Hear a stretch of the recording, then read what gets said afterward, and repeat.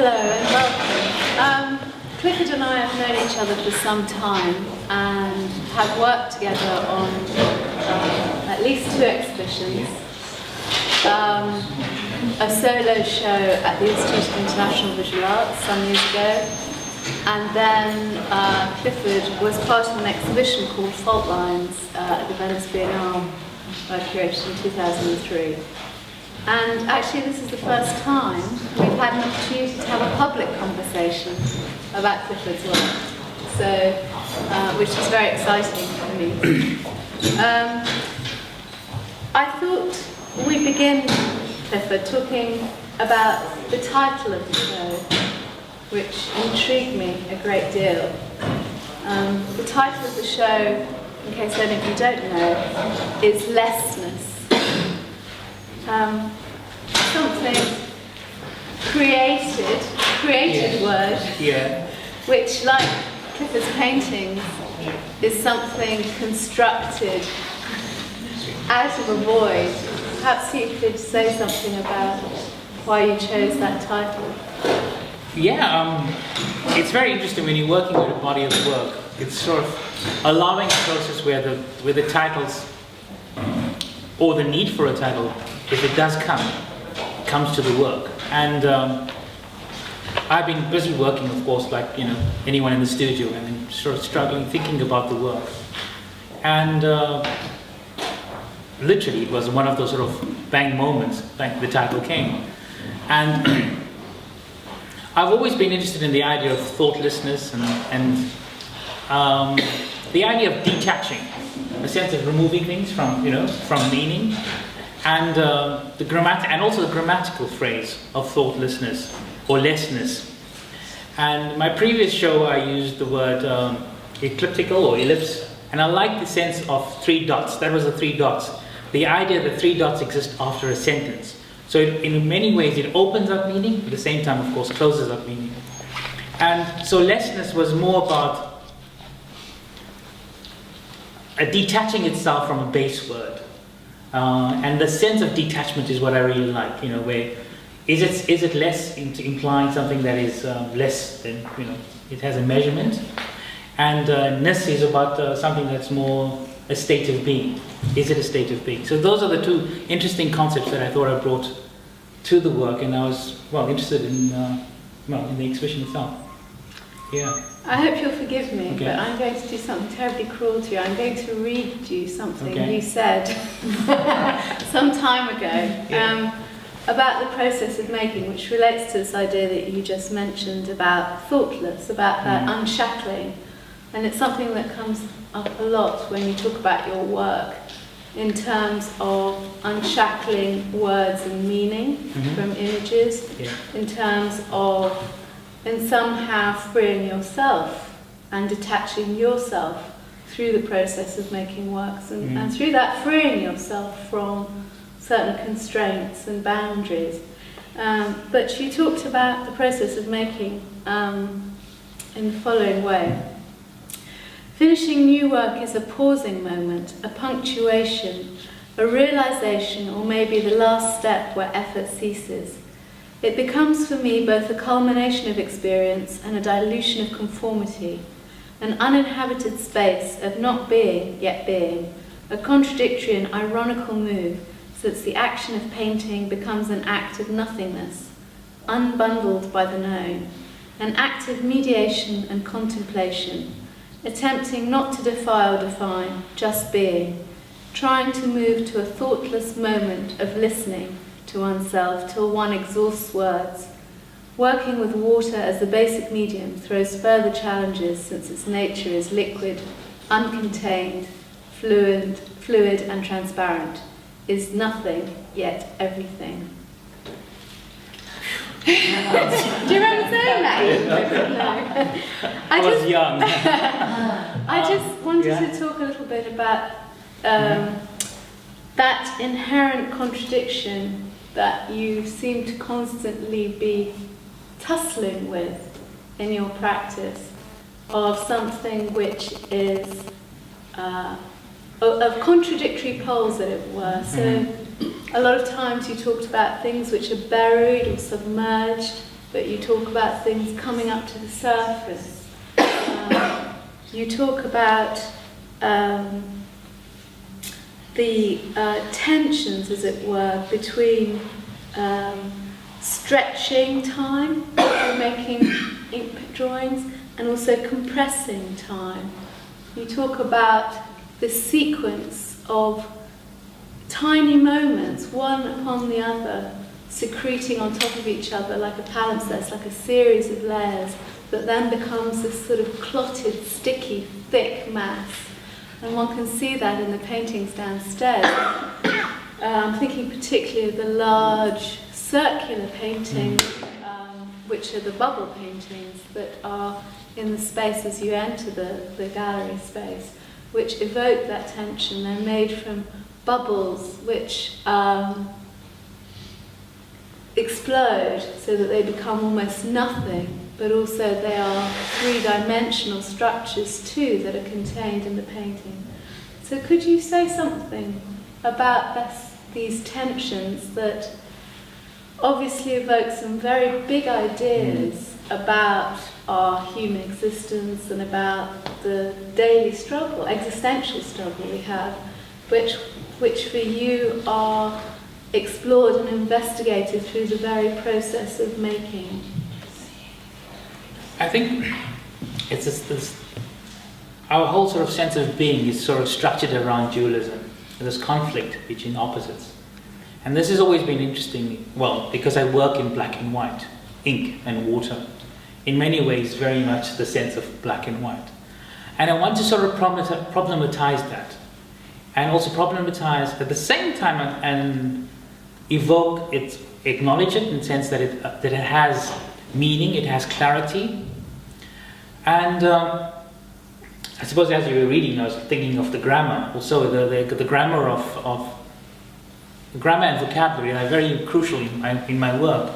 So this ambiguousness about ink, just to come back to it, is that it has both a sense of fluidness and it has both the other side of it, that it can crystallize.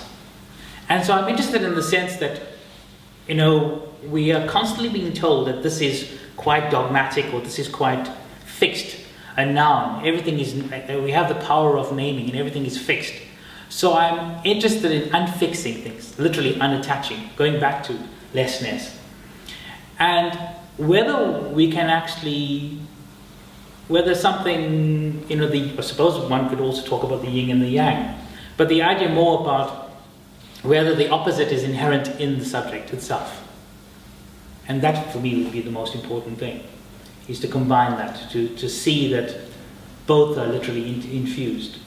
And using that introduction, I think that interaction, at least I'm interested to add, is that I'm fascinated by that fission, that energy between those two forces, and what happens. Because I think what we're talking about is something that inevitably sort of removes itself. So yeah. You were born in Cato Manor, just outside Durban. Yeah. One of many places in South Africa which during apartheid was a place of tension, of violence, of conflict. You were the first black student to graduate from a white university during apartheid South Africa. Mm-hmm. And for many years you described yourself as an artist activist, and you worked with unions, in hospitals, youth groups, you worked with theatre companies. And lots of people, when they think about an artist and an artist from South Africa, have very, we talked about unfixedness, but they have very fixed ideas about what being a South African artist and a black South African artist means. And people make assumptions about what your practice may be. And perhaps some people looking at your work, you can't hear me. We can't hear. Oh, sorry. I'm so sorry. I'm afraid there's no microphone as far as I'm aware. Or project more. Oh, no, I'll I didn't expect. It's my fault, because there was a microphone. I thought we're getting a small group of people, so Okay. we will project. I'm so sorry. And you direct it Yes. forward. To Okay. you. Okay. Okay. Rather than We can do It's projection. nice to see you chatting together, Yeah. but don't bother. Okay. I like an assertive audience that expresses their needs early on in the talk. Okay. Okay. Tell us if we're not projecting enough. Okay. So I was just talking about the fact that Clifford was born in South Africa, and it's assumptions and stereotypes that people may have about what being a black South African artist means, and what therefore the practice of a black South African artist might be.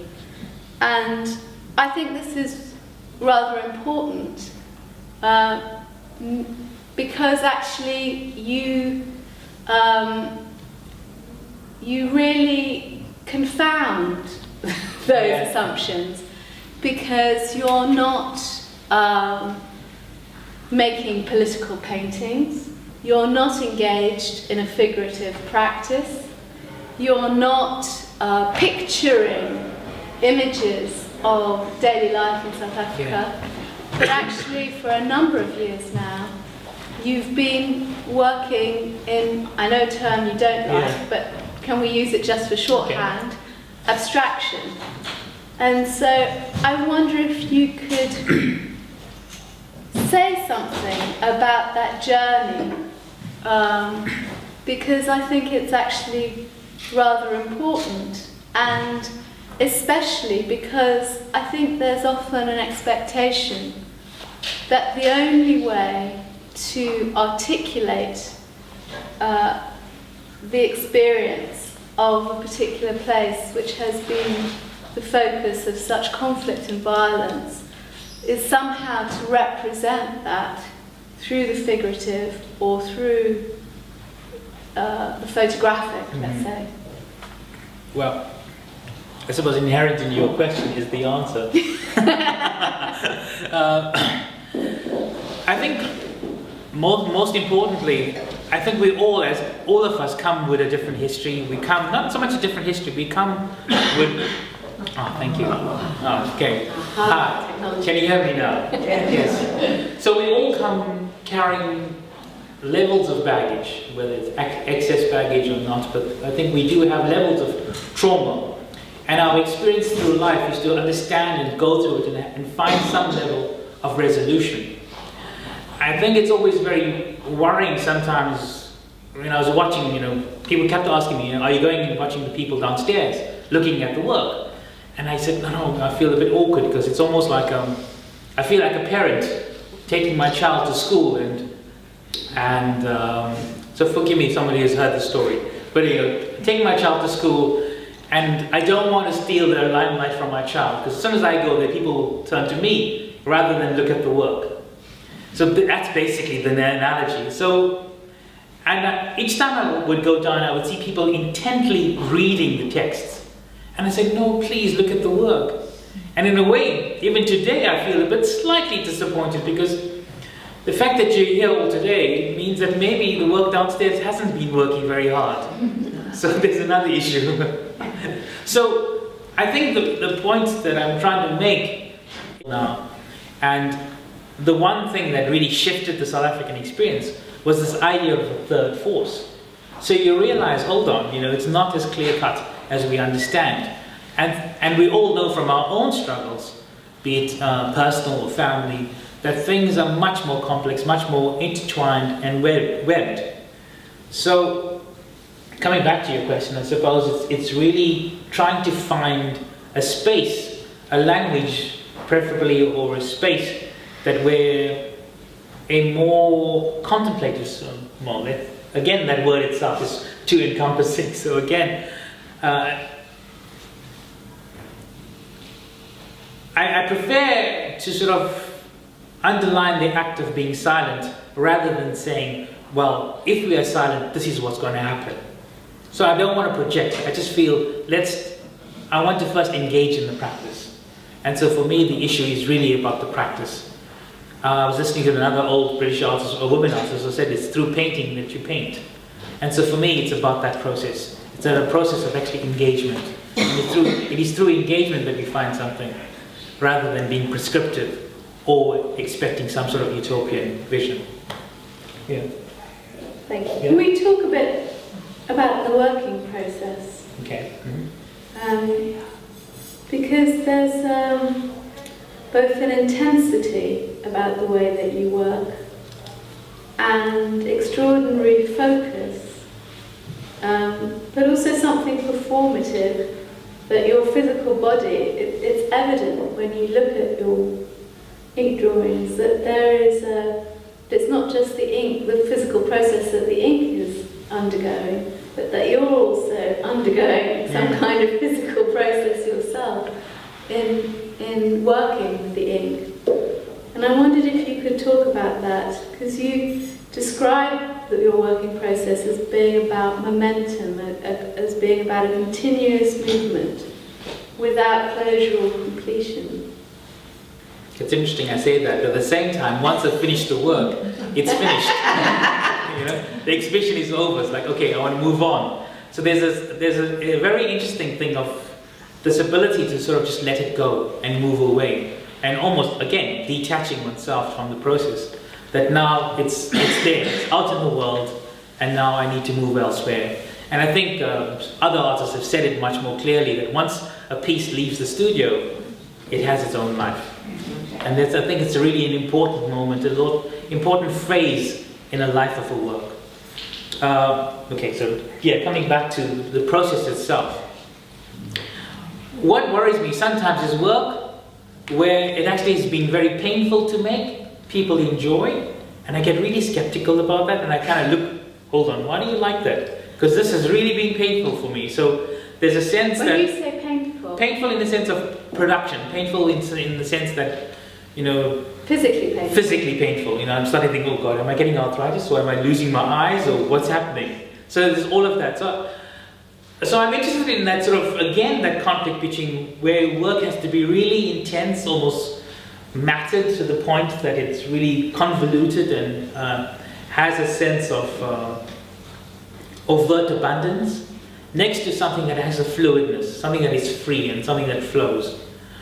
And I'm much more partial to the latter, in a sense that I do think that in order to, maybe for me, in terms of my own practice, that when I engage in a process or in a physicality that for me is painful almost, I have to kind of go through that process.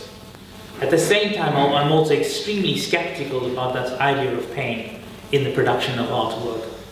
Because I do think it's about an engagement, it's about how do we, well, if we sing art or the contemporary art as a body of knowledge, how can we engage with this sense of fluidness that does not impact on our own physical health and well-being?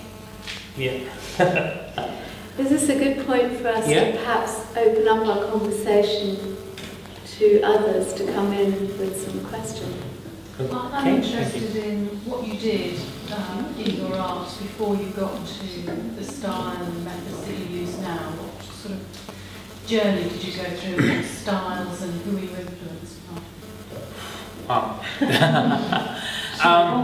The question's about styles and influences on and journey. And the journey as an artist. I think it's going to touch on, there will be slight repetitions, but I think it's important to recognize that I started out like most young students in an art school, and you worked within the orthodoxy of that art school and that practice and the need to create things and the idea to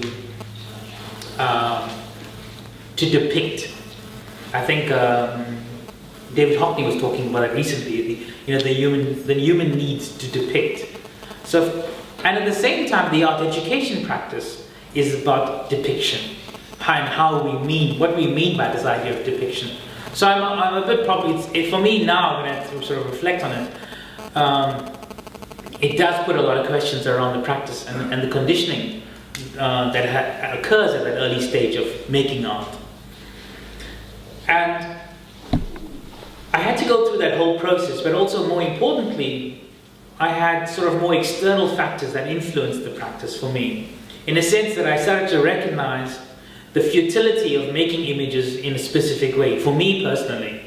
And I wanted to find a language that was much more open-ended. And in many ways, I've sort of talked about, I needed to break out of the contour of a figurative image and literally find more meaning, if it's possible. So that's where it started. And more importantly, in any work that is requiring a level of engagement, I become implicit in that engagement. And I become implicit, plus I also become complicit. So therefore, I also become the subject. So this is where the work has taken me to now. I don't know if that's answered your question. Thank you. Thank you. Gentlemen. Yeah. Hi. You were talking about absence as being a sort of central thing to your work, and you were sort of rejecting the idea of abstraction in the idea in the way that we come across the term in a normal fashion, and seem to be preferencing the idea of process and it being a sort of something where you're drawing on your whole previous existence when you make the work. So I was wondering how, having seen the work downstairs obviously and the array of works on the back wall, how you make judgments as to what's good and bad, what's a successful work or a less successful work. Because if it's about process, if it's about this continuum, then it's one work you've made. Yeah. So the question is about how you make judgments about what's successful and not successful, what's good work and what's not. Sorry for repeating it, but for those. It's an interesting question, a good question in the sense that the idea of judgment is an important thing because it talks about measurement, it talks about time, and it brings in all those factors. But your first part of your question was also quite interesting. I think it's due to, I suppose, I think when I was listening to your first part of the question, I wanted to say that, oh yes, you talked about this idea of abstraction. It's something that I'm still thinking and working through continuously in myself. And I'm a bit cautious with the present sort of loadedness of the word. And at the same time, I'm also trying to unload myself in terms of my own process. But there's no real specific, let's put it like discarding lots of wasted paper. I think maybe when I was younger, there was a lot more wasted paper, in a sense, in terms of the practice. As a writer would crumple paper and throw it aside. But what I do, just to give people a sense of an idea of my practice, is that I say I work a lot with water. So literally the paintings or the images are made with water. Are made with flowing water.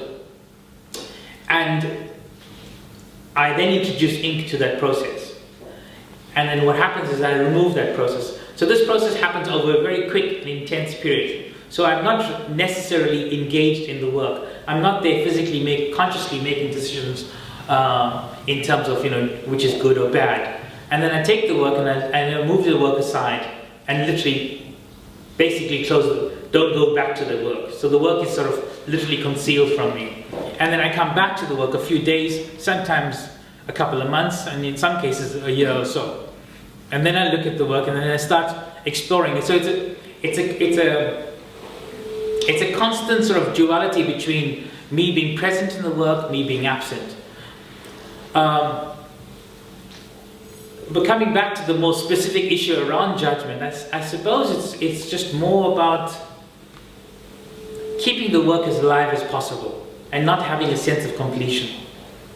I suppose, that probably is a level of judgment, but the idea is to keep the work as fresh so that the work is constantly evolving rather than it's closed. And I think when we close something, then the judgment comes into it. I don't know if I've answered it a bit. I hope. How did curation work then? Was there? Were you choosing the works to go downstairs? The question was how the curation worked and who selected the work. No. The curation was about a selective process, predominantly with Simon. Simon is unfortunately not here today, but it was about a selection of work through different periods of my my body of work. But I thought you were asking more specifically about judgment in the actual practice. Also, Since I felt that maybe you hadn't quite nailed what I was doing, and I thought maybe that process of selection of the work might elucidate that a bit, because in a sense there's a judgment attached to that choice. Yes, absolutely. I think that more specifically comes within the gallery itself, and the sense that they wanted to give an overview. Plus also, the title of my work is called Lessness, and I was cautious about putting text to the work.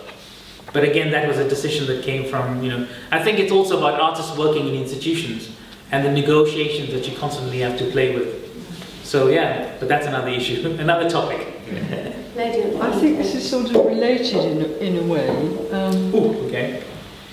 I think. Yeah.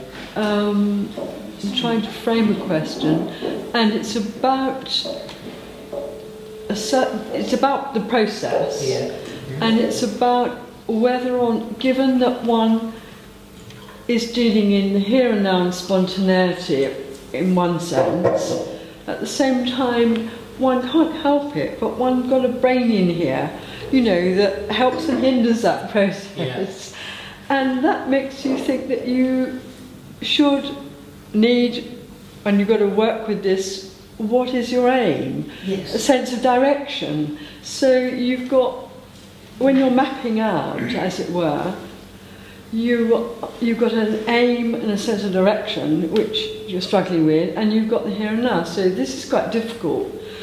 All in what you might call the exercise of practice, the preparatory work, which helps you towards meeting an aim. Is there a distinction between what you might call just exercises or preparatory work in the hopes that you get somewhere, and do you just work in a preparatory sense and then wait to recognise what will be revealed to you, and then you say, well, I think that's a finished work? Because all these are judgments and selections which are so difficult when one's dealing with all these things that are happening as you engage. Does that make some sense to you? Michael? I'm not sure I can summarise that. But I'll try. I think the question is really about how much is the process of making about sketches, and how much do you have in mind an end point or a direction that you're moving towards? How important is the communication? In the work, okay. Yes. Does that overlap with your question? A little bit. Well, let's see if I can. Let's try. Let's see if I can do both.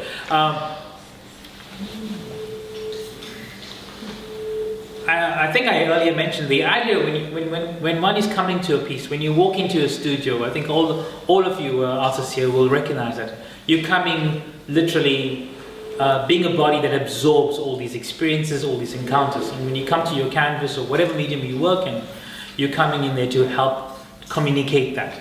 So the communication process is already happening first with yourself. You're talking to yourself. And that process of reflection that the image is thrown back at you is that initial stage. And so the preparatory work in terms of, not so much in terms of this is what I need to make, because again, what you are highlighting is a sort of the logic of how to make an artwork. And I think that's where we need to problematize. We need to challenge the way of thinking, the way that makes us arrive at an artwork or a creative process. Because we come already embodied with our experience, which we then need to reflect or translate.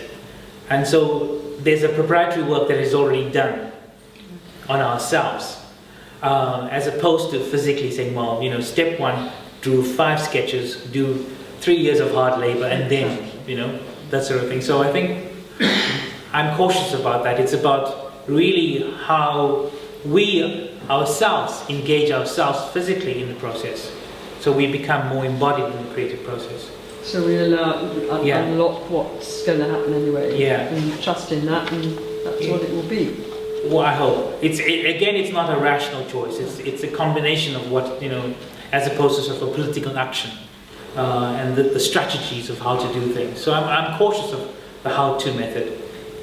I think One of the things that might be helpful in this sense is, I think I mentioned it already, but this idea that the water is the medium and the ink is sort of the trace or the memory of what's happened with that medium. And in a way that one could read that almost as a metaphor, that the water in a way is the experience of everyday life and what you bring to the process. And then the marks or residues that are left by the ink are an imprint, but they're not fixed. Yeah. Because they are constantly subject to change and to the evolution of your practice, and therefore not representative of any complete expression, but a fragment which makes up, together with lots of other fragments, a kind of layering of experiences and moments and actions.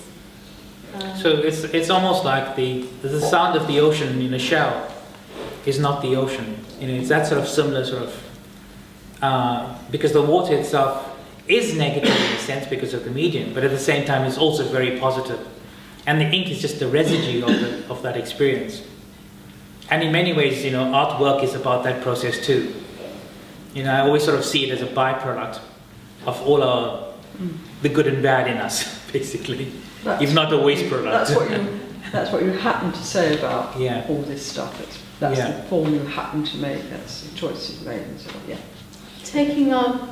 Oh, there's no question. Well, I wish for the impossible, because I would love to see you making some of your paintings, but that is not going to be. But I would love to know something about your paper, kinds of paper or backings. I'd like to know whether you seem to be implying that the water always goes on first. Is that always so? You never put ink straight onto paper. It's always water. Yeah. Do you soak your paper? You made me think now. Ooh, actually made me a bit scared now. Am I scared of commitment? I wonder. I'd love to know what tools you use in manipulating your ink. Could you tell us a little bit about the practice of making a painting? It's continuously changing.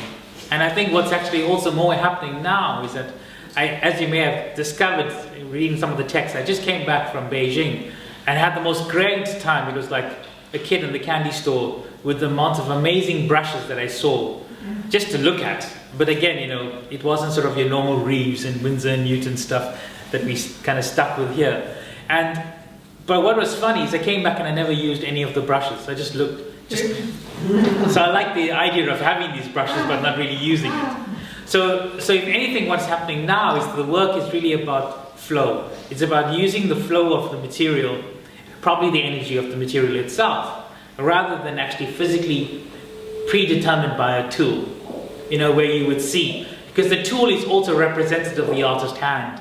And in a lot of my work, I talk about the need to remove myself. And also to remove any trace of myself in sense of whether I'm using a size 16 hawk's hair brush or anything of that sort.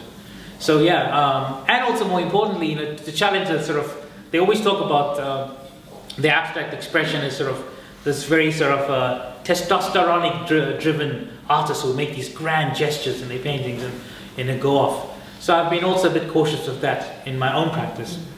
The paper is very important.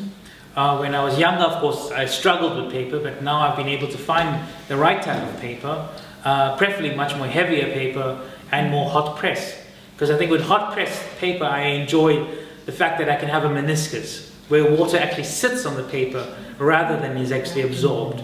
So I'm interested in that dual play, the play that water has this ability to sit rather than simply just, getting soaked up. So all of that is really crucial. So the properties of water and the properties of ink, because I talked earlier on with Jelaine that I actually wait for the ink to dry, so the viscosity of the ink gets a bit more heavier, so that then I'm able to manipulate it in a way that is much more suited to me.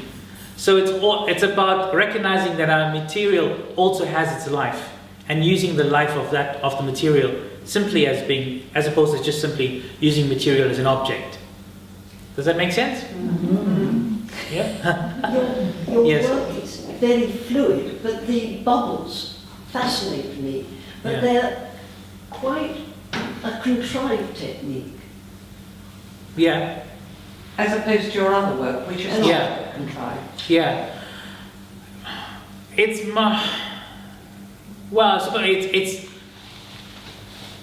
what was interesting me with the bubble idea was that I make this bubble, the bubble grows, but the bubble bursts, and each burst leaves a mark, and each mark is almost as individual as a fingerprint. There's no same mark. So that really interested me, the sense of making a bubble, containing energy, the swirling energy of a bubble, and then it explodes or implodes. And then the imprint of that implosion is actually quite random. So therefore the contradiction of the randomness, the control and the randomness is what really interested me. But you would never burst them. No, I wouldn't burst them, no. I would wait for them to be burst. Yeah. Yeah, the temperature would sort of... So it's nature's force. Or whatever. Yeah. Yeah. It's time, things like that. Okay, I'm going to take a Yeah. last question.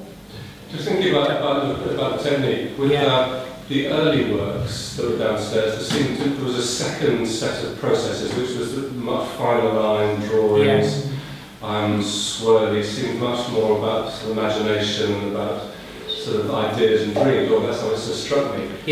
Superimposed over the top of the much more spontaneous process-led sort of marks that you've made. And the later ones had omitted that, those types of marks. And I was wondering about that because those marks seem very playful, and seem to the earlier marks, sort of the fine line, and added a variety. And I was just wondering why you omitted that in the later work. I suppose it's just I'm following my process. I'm following where it takes me.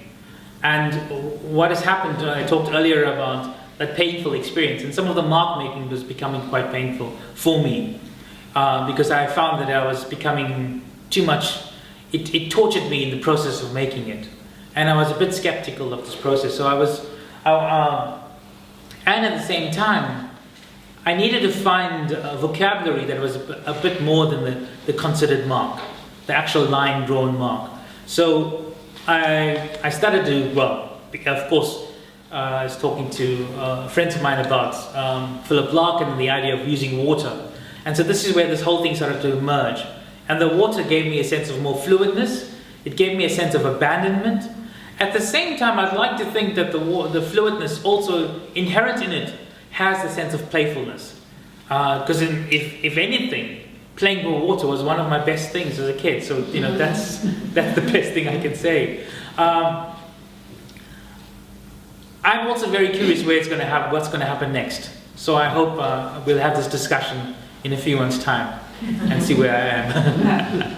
I think that's a fantastic point at which to end. So, Clifford, thank you so much for sharing your beautiful works and also sharing reluctantly, I know, some words, which I hope have added rather than subtracted from the experiences of your work. Thank you all very much for your interest and your wonderful questions. Thank you. Thank you, everyone.